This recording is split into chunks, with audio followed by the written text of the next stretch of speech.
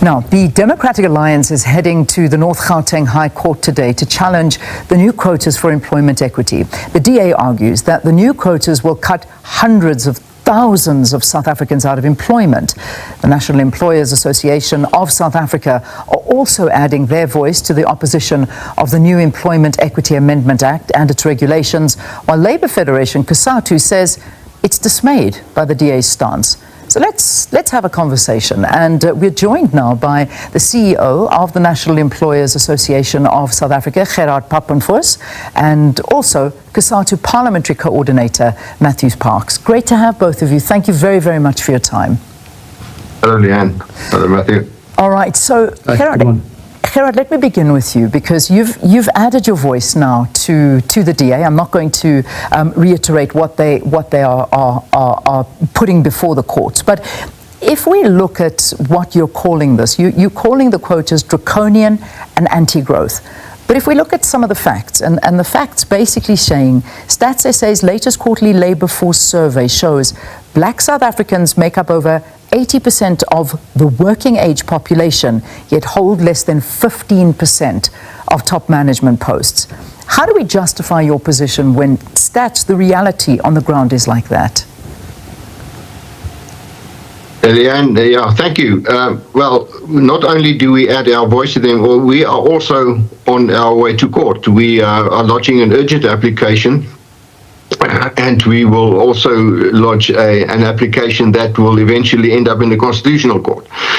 So that is true, but you can't fix it. It's unfortunate, but you can't fix it in the manner they want to do it. They want to fix this thing in 5 years. They say they want an employer to sit in front of his computer, open his spreadsheet, and then fill in the blanks with people based on race and gender. And so that in 5 years' time, he will have an outcome which the state desires. In other words, equality of outcomes. Just fill in the names, put in the people, but that defies all the dynamics of business.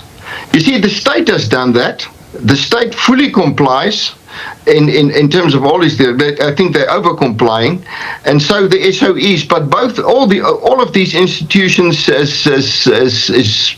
is almost non-existent. They exist in terms of bodies, but they're non-existent in terms of execution of their services. To build a business takes more and requires much more than just filling positions with people that comply in terms of color and gender. That takes more, and you cannot interfere in a world where a businessman pays the employee, takes the risk fully. And if the state fails, it recovers money with taxes, and if the SOEs fails, then they get bailouts paid by business people's taxes. That employs people, business people's taxes. But they get, if SOEs, all the SOEs that's currently in existence, was it for bailouts, they all would have been out of business. And so is the state. Yeah. Yeah. But business works in a different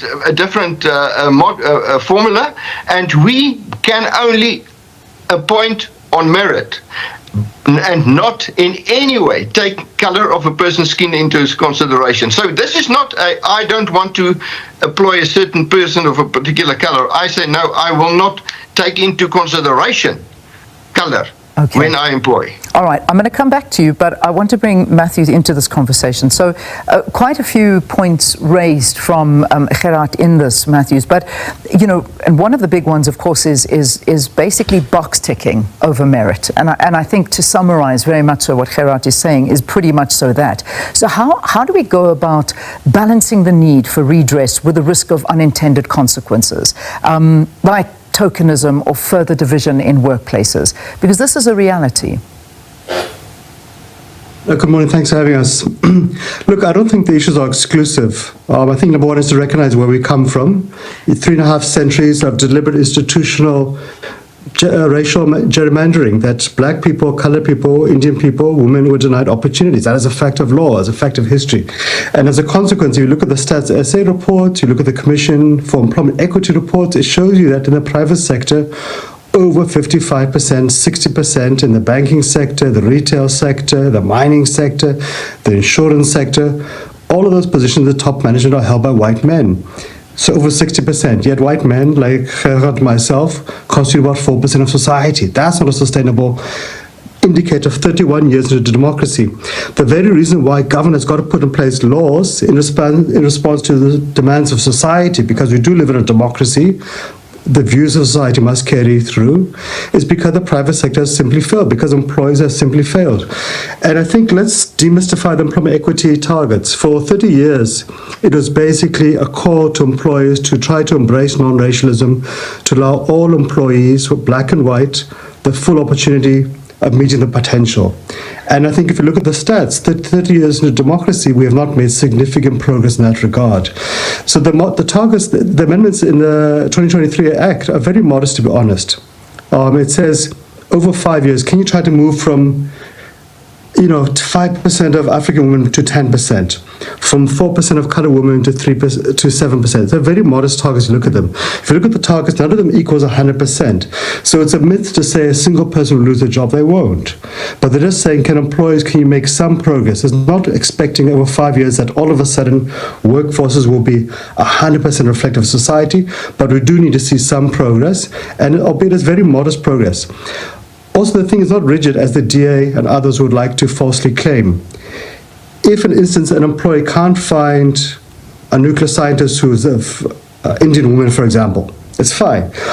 There's provisions in the Act and the regulations that say if you can't meet a person this demographic target, there's 7 options. You can indicate why you couldn't do so. You could indicate I've advertised, no one has that skills who applied, etc. That's fine.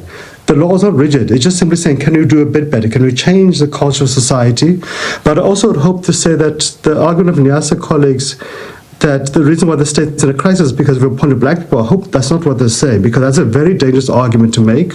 And I really would want to assume that's not what they intended to say, because that'd be most unfortunate. But the bottom line is, employment equity covers everybody. It includes white people, by the way, for example. So myself as an employee, COSATU, I'm including, COSATU's got an obligation to make sure they've got sufficient white men, sufficient white women, etc. So it's different than broad-based black economic empowerment, which is more specific. Employment equity just simply says, can all workforces, public and private, make effort to reflect the demographic diversity of South Africa. Also, one of the positive things, Leanne, in the 2023 amendments is to say, let's elevate regional demographics as well, because the demographics of the Western Cape, for example, is very different from that of Limpopo, which is very different from that of KwaZulu-Natal. And for historical reasons, it's fine.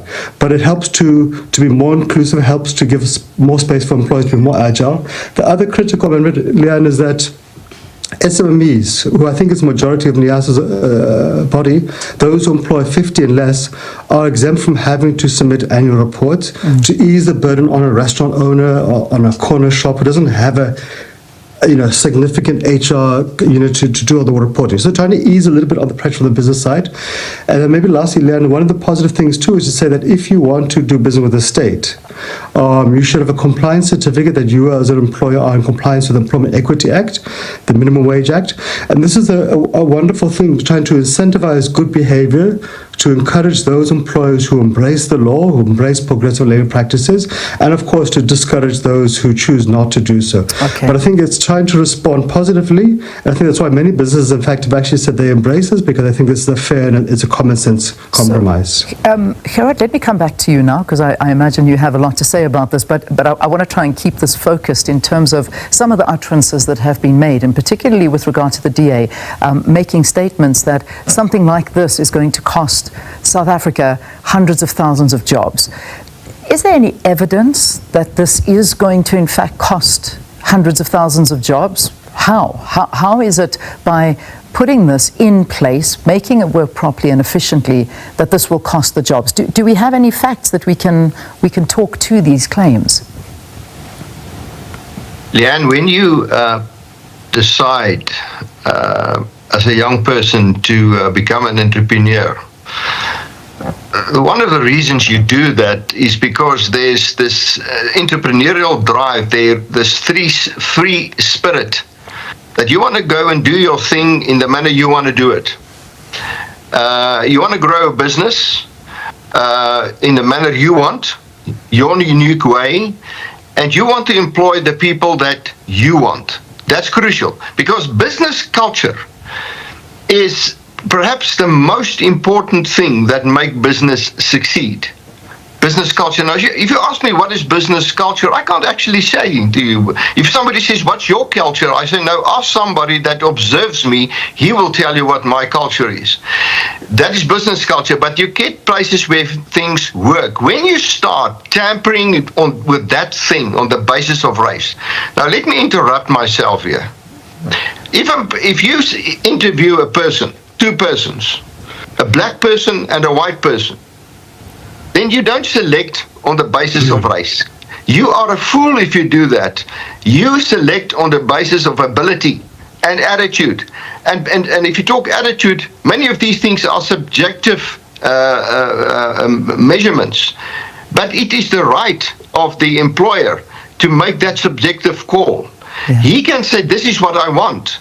The moment you interfere with that, you take away that benefit of being an entrepreneur.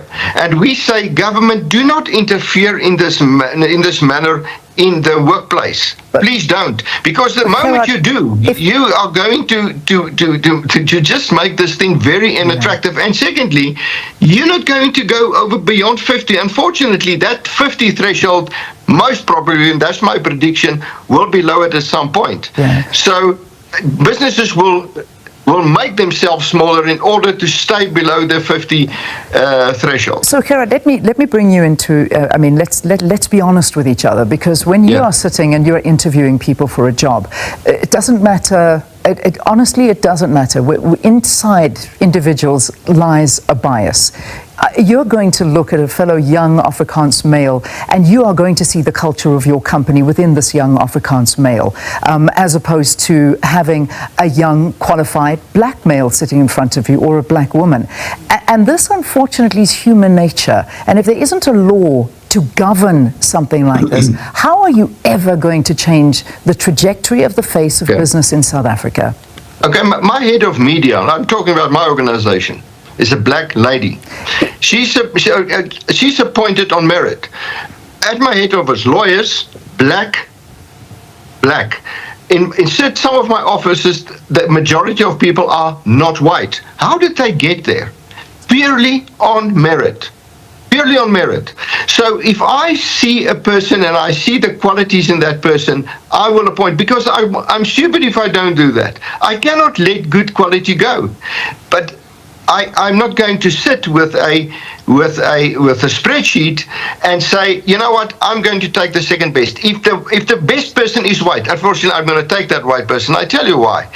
If you want me to take the second best, then I'll tell you, congratulations, you've got the job. But I just want to remind you, you were actually second best. It is a disservice to that person. And I will always remember, always, this person wasn't good enough. Now, I just want to take you back to something else. When an employer employs something without the South African labor law, you take a risk. There's a huge risk involved in employment. And if you don't employ the best, the risk increased, and you take the risk. The state doesn't step in and say, you know what, we established a law in terms of which you were supposed to take, in some cases, second best, but we'll stand in for you. We'll cover you. No, it's my risk. It is my company. It is the future of my business. Therefore, I say, just go for merit. Grow the economy, fill the market with good quality employees, jack up the school system, the universities, deliver people into the market that arrive in the market with no sense of entitlement, that a person that can give everything for your job. And there's another thing that worries us. You know what? I've employed black people. You know what? They are picked up. You cannot believe. We render lawyers, we render services to big companies. You know, you wake up one morning and you've lost him. They bought him. That's a problem. But I tell you, a good employer, a wise businessman will always employ the best. And the best, you find them in all races. What I'm fighting is for, do not want to follow a spreadsheet approach and appoint not on merit. I'm not sure, Gerhard, what you meant by that, but it's fine. I'm gonna let that one stand because I need to bring Matthew into it and we don't have time. It's very difficult in terms of understanding how transformation would work if it is you hire who you want to hire. And Matthew, just perhaps wrap this up for me on your side. How do we go about this? I mean, you've heard what Gerhard has to say. Merit, as opposed to anything else, is what the preference should be. Talk to us. Why hasn't it been working to date? Why has it been so low? And what needs to change? Yeah. Look, I think we must always stick to the fundamental facts. And if you look at the stats that say reports, Employment Equity Commission reports, it just shows you 55, 60% plus of certain positions in the private sector untransformed.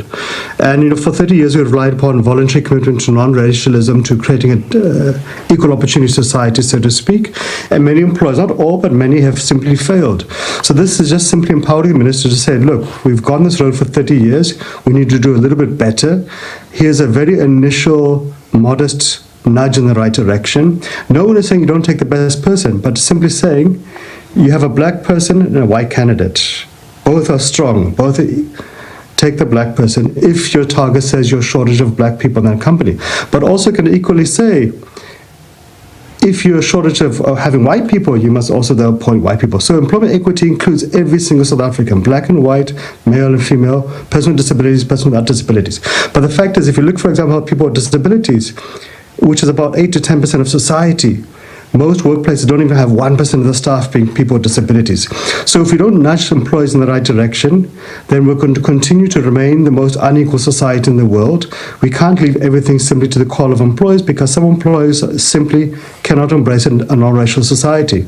If we want to grow the economy, we need to make sure every single South African has the opportunity to earn a decent wage, to have a job, to buy the goods the economy produces.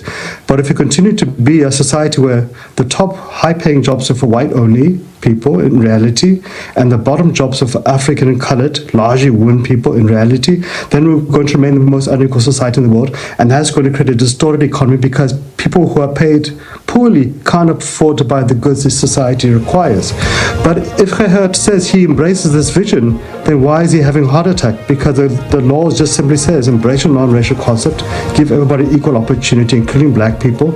If that's the case, then there should be no problem. But the reality shows us that many employers are simply refusing to change, and hence the state is required to nudge them in the right direction. All right, gentlemen, thank you. Thanks for talking to us. It's a big debate. It's an issue that is going to be tackled by the courts this afternoon. It'll be interesting to see what happens. Gerhard Papenfus, who is the CEO of the National Employers Association of SA, and Matthew Parks, the COSATU Parliamentary Coordinator, speaking about Employment Equity Amendment Act.